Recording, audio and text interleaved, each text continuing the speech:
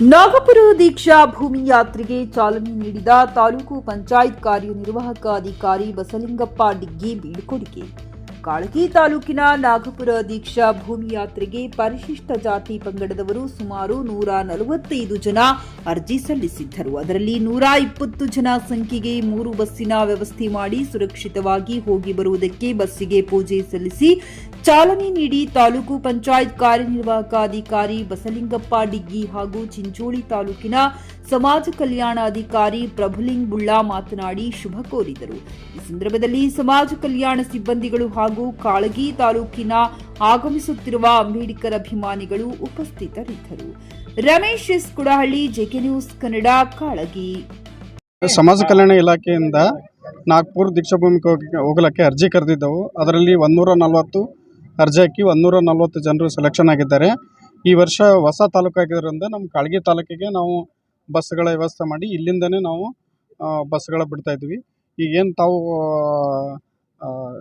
ಅರ್ಜಿ ಹಾಕಿರ್ತೀರಿ, ತಾವು ಏನು ಸುರಕ್ಷಿತವಾಗಿ ಹೋಗಿ ಒಂದು ಇದೇನು ನಮ್ಮ ದೀಕ್ಷಾಭೂಮಿ ಕಾರ್ಯಕ್ರಮವನ್ನು ಪ್ರವಾಸನ ಯಶಸ್ವಿ ಮಾಡೋಕ್ಕಾಗಿ ತಮ್ಮಲ್ಲಿ ಕೋರಿಕೊಳ್ತೇನೆ. ನನ್ನ ಹೆಸರು ಡಾಕ್ಟರ್ ಬಸಲಿಂಗಪ್ಪ ಡಿಗ್ಗಿ, ಇಒ ತಾಲೂಕು ಪಂಚಾಯತಿ ಚಿತ್ತಾಪುರ. ಅದೇ ರೀತಿ ನಮ್ಮ ಪ್ರಭುಲಿಂಗ್ ಸರ್ ಅದಾರೆ, AD ಸೋಷಿಯಲ್ ವೆಲ್ಫೇರ್.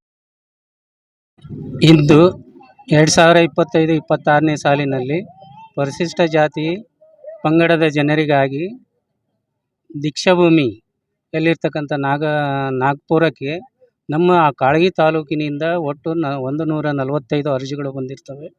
ಅದರಲ್ಲಿ ಏನಪ್ಪ ಅಂದ್ರೆ 120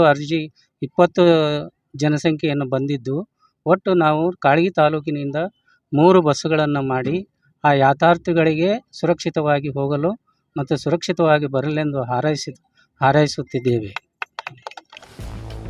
ಗ್ರಾಹಕರ ಸ್ಯಾಟಿಸ್ಫ್ಯಾಕ್ಷನ್ ನಲ್ಲಿ ನಂಬರ್ 1 ತೃಪ್ತಿಕರ ದೈಹಿಕವಾದ ಹುಮ್ನಾಬಾದ್ನ SV TVS ಶೋರೂಮ್ ನಿಮಗಾಗಿ ತರುತ್ತಿದೆ ಹೊಸ ಮಾಡೆಲ್ಗಳ ಹೊಸ ಬೈಕ್ಗಳು. ಇಲ್ಲಿ TVS ನ ಸ್ಪೇರ್ ಪಾರ್ಟ್ಸ್ ಹಾಗೂ ಸರ್ವಿಸ್ ಕೂಡ ಲಭ್ಯ. ಹಾಗಿದ್ರೆ ತಡೆಯಾಕೆ ಹಿಂದೆ ಭೇಟಿ ನೀಡಿ ನಾಗಲಕ್ಷ್ಮಿ ದಾಬಾ ಹತ್ತಿರ ಗುಲ್ಬರ್ಗಾ ರೋಡ್, ಹುಮ್ನಾಬಾದ್. ಹೆಚ್ಚಿನ ಮಾಹಿತಿಗಾಗಿ ಸಂಪರ್ಕಿಸಿ 8494951009.